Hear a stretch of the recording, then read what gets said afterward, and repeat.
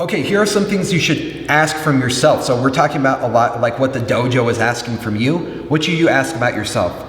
We already talked about getting rid of the ego, right? Mm-hmm. Trying to use technique, things like that over power and speed and aggression. There's a time and place for everything, but what to ask from yourself. A good school, in every school pretty much that I've been to, there's very few schools out there, you can deny a roll with anybody at any time, right? If you're a 120-pound girl and the 220-pound musclehead who looks like he hurts everybody every time they roll with him, you don't have to roll with that person. As a matter of fact, if you're a woman and you feel uncomfortable rolling with a man at any time, you're like, sorry, I just only roll with women. Or just politely decline, sorry, no thank you. It's fine. We understand. We all understand. We all started Jiu Jitsu not understanding Jiu Jitsu. Mm-hmm. We all started grappling without understanding grappling, okay? That being said, we understand the discomfort, okay? If someone asks you to roll, it's not unpolite to say, no thank you.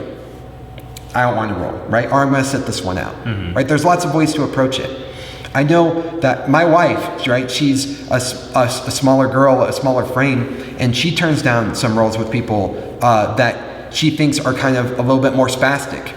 I've turned down rolls with people because my knee might be tweaked. I'm like, that guy might look like he just might turn the wrong way too fast and my knee could get hurt even worse, right?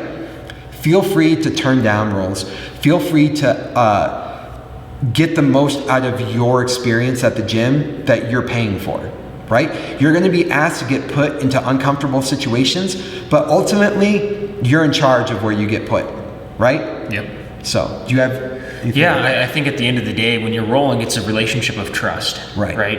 And you may have that injury, you may have a concern about the other person's skill level versus you're not knowing something or vice versa. And if that trust isn't there, that's okay to say the no thank you, right. Take the step back and engage with someone where you can safely learn and continue to progress. Right. That being said, always push yourself past your limits, mm-hmm. right? Step outside of your comfort zone. Maybe just coming into a social environment and you're kind of not very social, maybe that's already past your limit, and that's fine. But let's say you don't want to go with someone because they think they're going to beat you up. That's kind of like not okay. Like, take the roll, take the beating. It's Brazilian Jiu-Jitsu. It's the difference between hurt and injury. If right. you're scared someone's going to injure you or injure you further, that's the acceptable route. But to say no thank you to you. But if it's just like, they're going to beat me, you want to fail fast, fail often, and learn from it, right? One of the things we always talk about is get comfortable in the uncomfortable, dangerous positions so you can learn how to grow out of there and then have the powerful positions. Exactly. It's all a good thing. Yeah, exactly. It's all a good thing.